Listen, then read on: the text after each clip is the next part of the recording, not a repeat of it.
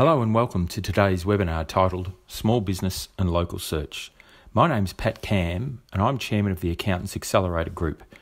It's a group of proactive accounting firms from all around Australia who share and pool a lot of resources. This webinar has been produced exclusively for members of the group to share with their clients, and today our primary presenter is Travis Gribben from Design Build Grow Co. And he's going to discuss the opportunity local search presents for business owners, the factors that impact your local visibility, and how you can increase your visibility. Welcome, Travis. Thanks for joining us today. And thanks for the opportunity as well, Pat. So what we're going to do is we're going to run through how small businesses can leverage the power of local search. And really, it's how do you maximise your local visibility. So what we'll cover is what is local search, because some of you may not be aware of what it actually is. Is it an opportunity for yourself and all your clients? What are the factors that are going to affect your local search visibility? And how can I actually increase my local search visibility? How can we get more prospects coming to your client's business? So I guess what is local search? It's very simple. If you've ever thought about using a service or finding a product in your local area and you decide to Google it. So everything that you see in a local search is there. That is what local search marketing is. Anything that you search for with a near me, hairdresser near me, plumber near me, whatever it may be, or a specific location. So let's suggest it would be mechanic in Ormond. So that is what is defined as local search. The search engines, and in this case it is Google for the most part, they will assume when you search for something generic that your first port of call is local. So it's very important that you get it right. So this is a search that I've pre-prepared, which is tax accountant near me. And what I'm going to do is run you through the different components of a local search results page. This first section here highlighted in red is paid advertising. So this is the rivers of gold for Google, and this business here are paying for the privilege of being seen before anyone else. Every time someone clicks on that ad, that accounting firm is paying for the privilege of that click coming to them. The next section, which is just below, which I've highlighted in red, is local maps. This is where you can really start to get into seeing some results in your local search marketing. The local maps there, so I've searched for tax accountant near me. It knows my location at the time that I made the search. So it populates the map with accountants that are specialising in tax, and it shows me where they are based on my proximity.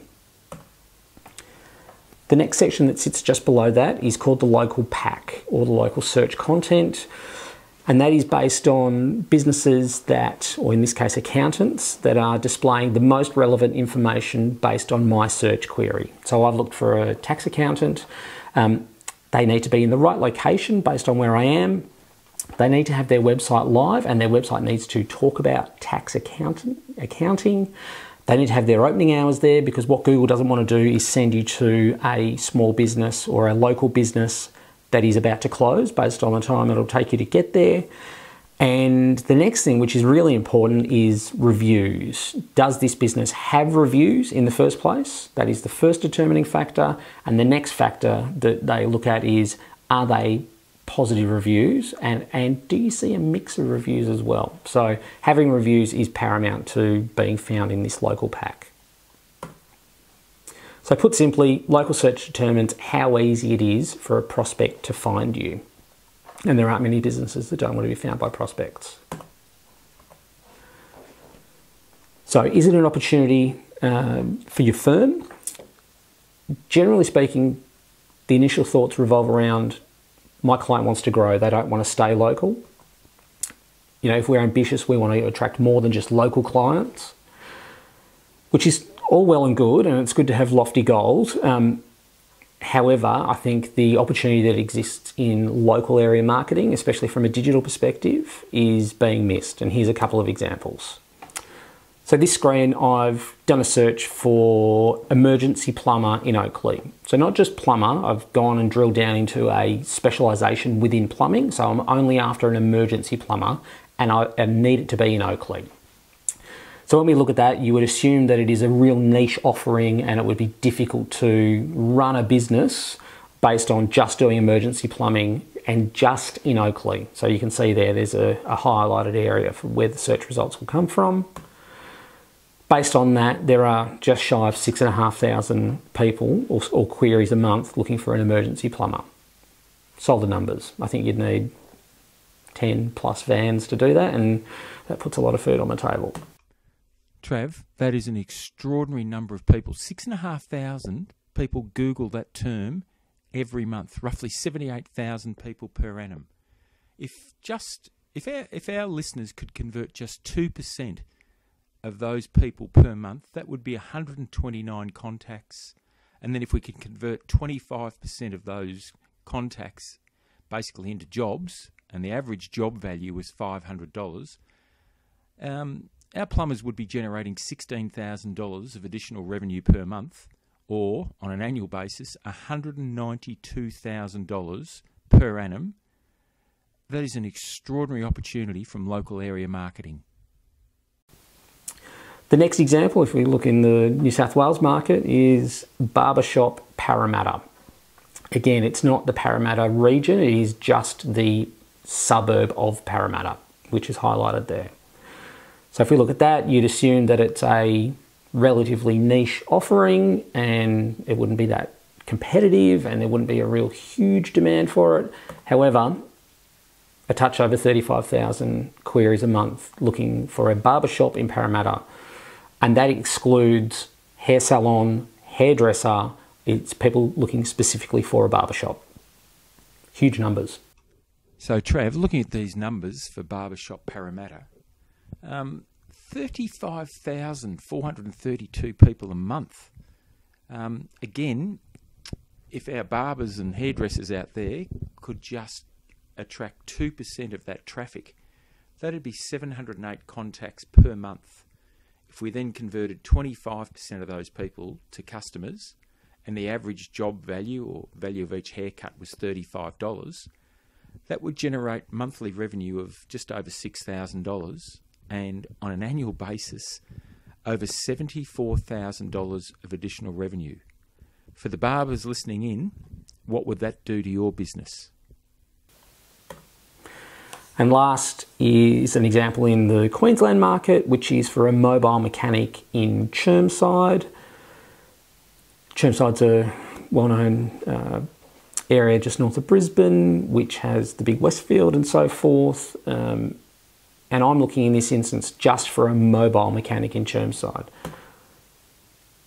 Touch over 21,000 people within Chermside itself looking for a mobile mechanic. They're not looking for an auto mechanic, they're looking for someone who's actually going to come to their premises and conduct whatever it is they need done. So I guess the takeout point here is that local search and local area marketing from a digital perspective is a huge opportunity for all business, I would suggest. Businesses who have one location, businesses who are looking to service a small area or a region. It's a really good starting point to look at your own turf, start to own that, and then spread your wings from there. So Trav, 21,306 prospects per month.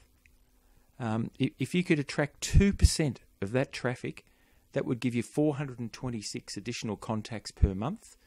If you could then convert 25% of those 426 people, and the average job value for that mobile mechanic job was $500, that would convert to monthly additional revenue of over $53,000, and on an annualised basis, that would convert to $639,000.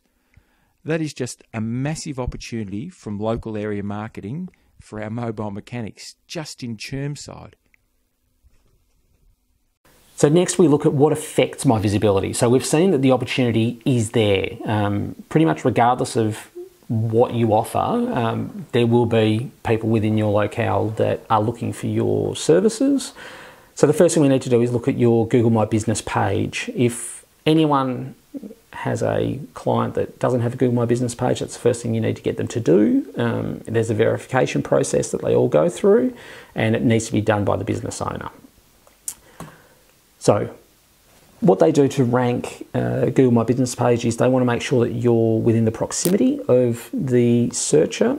They want to make sure that you offer the category of service or product that they're looking for, and that you have the keywords in your Google My Business listing that are in natural language that speak to the search query that's been made. That's a very simple one. So long as you speak naturally, then you start to be found for prospects that are searching for your business. The next thing, which is the second most important thing, and it is somewhat of a technical requirement, which is, they call it link signals, and that's how many other websites within the area are linking to you. Without going into a whole heap of technical detail, what you want to have is people within the area linking back to your site and using the terms that you want to be found for. Very important to have those. The next thing, which is one thing that small business, for the most part, are either daunted by it or don't see it as being a huge opportunity, is reviews. Reviews are the third-party endorsement that people give you so that other people can see, what level of service you offer. They will consider things like pricing. They'll consider customer service. They'll write a Boolean natural language review, which is a reflection of your business. What you can't do is stop them, so you need to manage them. And what Google looks for is review quantity. Do you have one review? One review is better than none, but it's not as good as, in this instance, 44. Review velocity and diversity. Velocity is how frequent, or do you have a steady stream of reviews? What they want to see is that you have a natural flow of reviews. And the review diversity is, what they want to do is make sure that you're not getting all 5-star reviews, or you're not getting all 1-star reviews. All 5-star reviews would indicate that you're offering an incentive to get a review, which is breaching the terms of service, and all 1-star reviews would hint at a competitor gaming the system to try and take you out of business, which does happen. And those sort of things can be fixed so long as they're monitored and you look after your review program. Next thing is on-page signals, and that's a really easy one. So that's about getting consistency of your, and it's called NAP, your name, address, and phone number. Make sure you have your name, your business name, written everywhere online that you can control in one format. Make sure you have your address in the right format, in the exact same format across all of the directories, your own site, your Google My Business listing, and so forth, as well as your phone number. The next thing is, do you have keywords in titles on your site? And does your domain have some authority? So if you've had a site for 10 years, they see that as having more authority than something that has been live for the last week. Now, this is somewhat of a technical one, but it makes a lot of sense. Citation signals. What they want to see is that your name, address, and phone is consistent everywhere online, and they want to see that you're visible in as many places as you possibly could be. The next one is really interesting, and it's becoming more and more prevalent, which is behavioural signals. So how many people click through when your business is shown as one of the options? How many people click on your Google My Business to call your business, to maybe put it in an order or make a booking? How many people check in when they're actually at your business premise? It's a really easy one to encourage people to jump online, offer the free Wi-Fi and whatnot. And the next thing is, and this is something that is not just useful for ranking, but it's also just useful for your prospects' customers, is how easy is it for you to offer directions using a mapping program? So how easy is it for someone to find your business using Apple Maps, Google Maps, whatever it may be, and how often do they use it? This is something that it's with big data coming on board more and more as the years go on, personalisation. So based on the user's previous search queries and what Google know about you, you'll see over the next couple of years they know a lot. Have you dismissed a business as a viable option in a previous search, and have you done it on multiple occasions? So if you've been searched for something, let's say search for accountant, haven't found what you're looking for, then you search for tax accountant, haven't found what you're looking for, and then you search for tax accountant near me. If you've seen a business in all three of those search queries and you have decided not to even click on them for whatever reason, they won't show you that business again. So you get a personal search result in the next time you come in based on your wants and needs. And then the next thing, which is really interesting, is a lot of small business, a lot of big business actually will go down this path as well. And they will say things, yes, but all my friends are on, and it will be their social media channel of choice. And yes, people are on social media. And being social is useful. It shows your prospects that you are willing to engage across multiple channels. It's not just the phone and the shop front. The old window dressing days are near on gone. It gives consumers channel of choice. So if they like to have some dialogue with you or see if you have happy customers, what you've done previously through reviews, they'll go through that. If they want to see what you're doing on Instagram or Facebook or Twitter, whatever it may be. And it's whatever is appropriate to your business as well. Being social is very useful, but it's not mission critical in a lot of industries. If you look at something like a hair salon, it's a very visual thing. People like to see the before and after. So that's a really good one to be running on Instagram and Facebook because there's a visual component there. Doing it on Twitter is probably less useful because it's all text driven. And it's easy to spend a lot of money on social media and not see any return because most people don't track it, and they're doing it just because one of their competitors is doing it. It can be a money pit, but it also can be a wonderful resource for you depending on the industry you're in. We tend to focus on what drives results though. So finally, what does affect your visibility? Social signals are one of the things, and they look at Google, Facebook, and Twitter. Google has Google search queries as well as Google My Business. Facebook includes Instagram because it's a wholly owned subsidiary of it, and Twitter obviously have Twitter and Periscope as well, but Twitter is probably the third on the list there, and it is pretty much in that order regardless of the industry you're in. So what can you do to improve your local visibility? Put simply, there are three factors if you want to get on the shopping list of a prospect. Proximity. Are you close by? Product fit. Do you offer what they need? And then the third one, which is the bit that a lot of small business don't seem to take into account, is perception and proof. In the old days, it would be called branding and word of mouth. But perception and proof is what do others say and what are they saying in an open forum. So I'm just going to focus here on one of those line items, which is perception and proof. As you all know, a bad review can kill a business and great reviews can create a killer business.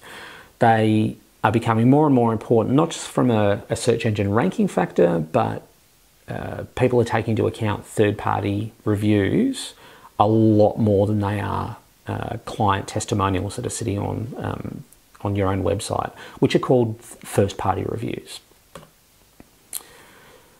Small businesses, for the most part, don't ask for reviews, or they don't know how to handle their reputation online. There tends to be a fear of asking for a review and getting a bad one. But what you need is, you need the feedback so you can actually improve your business. And we've developed a system to help small businesses be able to do that and be able to do it on a really consistent basis. So we've got an automated system for gathering feedback and reviews. What is it? It's really simple. It's about reputation management. And once you've got the feedback, it's about publishing them online so that others can see it. That's the distribution side of things. So how does it work? It's a feedback first approach. What you don't want to do is go out and say, could I have a 5-star review, please? Because one, you don't know if they would actually give you 5 stars in the first place, and you want to get the feedback first.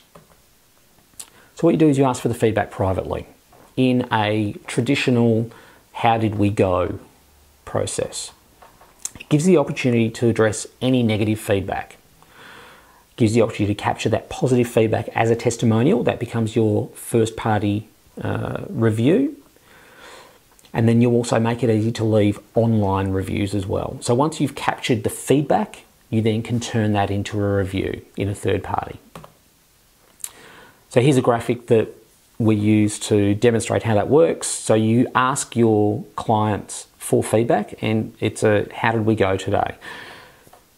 If they say they weren't happy, you can handle that as a business issue without it being public. So it reduces the overall number of bad reviews you get. You're not going to be able to stop them, but if you can negate it by gaining feedback first, it gives your customer the opportunity to vent, which is what they want to do. They don't want to ruin your business, they want to vent and they want to see something rectified. And in that feedback request, you get obviously some people that aren't happy, but for the most part, you should be seeing people that are happy. And you start to find out what it is that is great about your product or service that you're offering. And then once you get that, you prompt them with a very simple, natural language request to say, thanks for the feedback, that's really useful, we really appreciate your business. It would help us enormously if you told other people, here's a link to, and you use your channel of choice. It may be your Google My Business.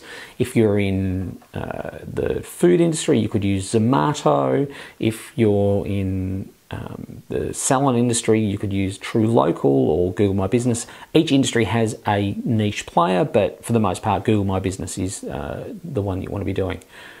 But if you can see here, you're creating your own feedback loop where you have control over getting that venting process directly back to you, and you can start to rectify the situation. It also gives you a really interesting insight because you may not be at the coalface, and you can start to train staff on how to better serve your customers. It's very simple.